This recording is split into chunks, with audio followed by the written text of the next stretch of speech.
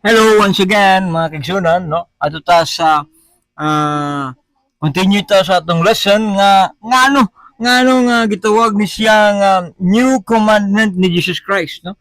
Our text was found here sa John uh, chapter 13 verse 34 to 35, and it says, "A new commandment I have given to you, that ye love one another as I have loved you, that ye shall love one another, and by this shall men know that ye are my disciple, if ye love one another." Nganong gitawag ni siya nga uh, new commandment ni Jesus Christ, mga kaigsunan, no? Diyan sa makita, no? Dunay mga upat ka rason, and atong i-continue ni siya sa ikatulo. This is our third lesson, mga kaigsunan, nga reason, the third reason why it is called by the Lord Jesus Christ a new commandment. Ikatulo, it is called a new commandment because it is enforced by a new power. And this power is by the Holy Spirit. Ako sabon, mga kaigsunan. Kini gitawag nga bagong sugo ni Jesu-Kristo tungod kini gipatuman sa bagong gahom o kagamhanan, mga kaigsunan, gahom sa balaan nga espiritu.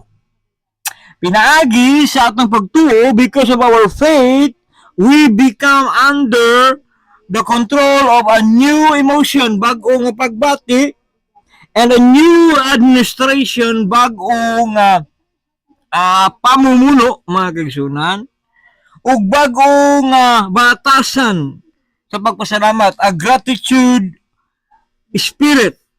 And this spirit, mga kaigsunan, by the Holy Spirit, nagsulat og bagong kasuguan diya ka na to sa atong kasing-kasing, mga kaigsunan.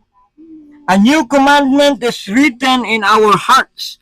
O kini, katumanan kini sa mga propesiya nga makita nato diya sa Old Testament. Nagi-prophesy ni Prophet Jeremiah. Prophet Jeremiah, in the book of Jeremiah chapter 31, mao kini ang atong mabasa sa propesiya ni Prophet Daniel, mga kaigsunan, no? So katumanan di ay kini ang gihimo ni Ginoong Jesu-Kristo mao usa ka katumanan sa sugo or sa propesiya sa Old Testament ni Prophet Jeremiah. In the book of Jeremiah chapter 31 verse 32 to 33, mao kini ang atong mabasa. Verse 32. Ingon diha? Akong basahon. "Not according to the covenant that I have made with their fathers in the day that I looked them by the hand to bring them out of the land of Egypt, which my commandment they break, although I was a husband unto them, saith the Lord. But this shall be the covenant that I will make with the house of Israel after those days, saith the Lord. I will put my law in their inward parts and write in their hearts, and they will be their God, and they shall be my people." No? Mga kaigsunan, it goes beyond the 10 commandments, but it is now written, the 10 commandments written in their hearts. O kini ang katumanan ni sa sugo ni Ginoong Jesu-Kristo. Nga nga di ay ang new commandment nga gi-introduce niya sa iyang iglesia, sa iyang mga disipulo, no? Usa ka fulfillment sa propesya nga gitagna ni propeta Jeremias. Ako masahon sa Cebuano version, mga kaigsunan. Jeremiah chapter 31 verse 32 to 33. Dili sama sa tugon nga gibuhat ku uban sa ilang mga mahan sa adlaw nga giaga ko sila sa kamot sa pagula kanila gikan sa yuta sa Ehipto nga maong tugon ilang gilapas bisan ako mao ilang bana nagaingon si Huba, no? So it is now fulfilled in the New Testament church nga si Jesus Christ naging bana nga pamanhunon sa iyang iglesia, mga kaigsunan. Mao ko na nga natuman ka na siya sa kasuguan ni Ginoong Hesukristo sa pagtukod niya sa iyang iglesia, no? Verse 33, apan kini mao ang tugon nga pagabuhaton ko uban sa balay sa Israel sa tapos ni adto nga adlaw nga nagaingon si Huba, ibutang ko ang akong kasuguan sa ilang sulod. Nga bahin, ug diha sa ilang kasing-kasing kini isulat ko, ug mahimong ilang Dios, ug sila mahimo akong katawhan. That's why, it became now the fulfillment diya sa New Testament church. And ato niya makita another verse, kamo yung libasa diya, no? Ezekiel chapter 36 verse 26, no? And then it becomes now our new character bilang mga anak sa Diyos. It becomes our new character. Mao kana atong mabasa diya sa Galatians chapter 5 verse 22. Galatians chapter 5 verse 22 to 23. Mao kana atong mabasa diya, the fruit of the Holy Spirit. But the fruit of the Spirit is love, joy, peace, long-suffering, gentleness, goodness, faith. Verse 23, meekness, temperance.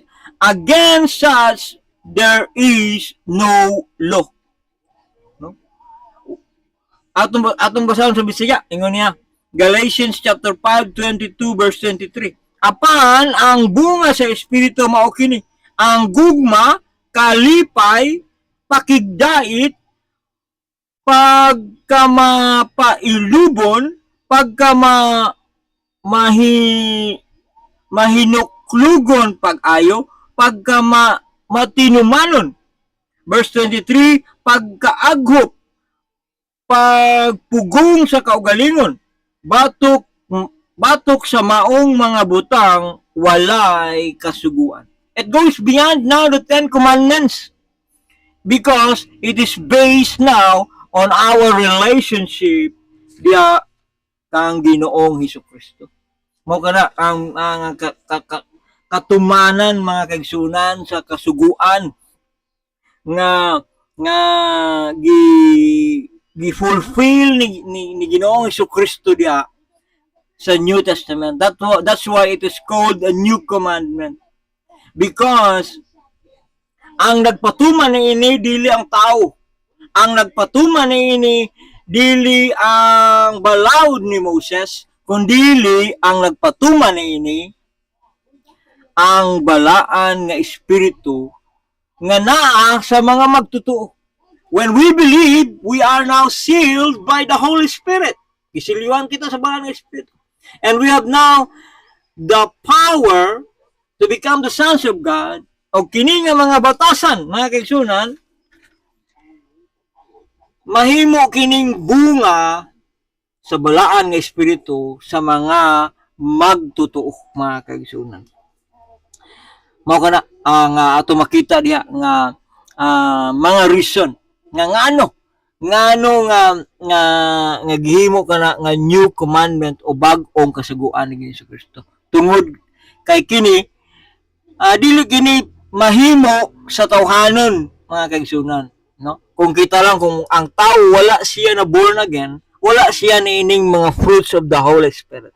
Mao kana nga wala ang long suffering, no? Ang pagkamalahutayon nga batasan, ang pagkamainubsanon nga batasan kana dili gikan kana batasan nato, kun dili batasan nga gipatik sa bulan nga espiritu sa matag usa diha kanato.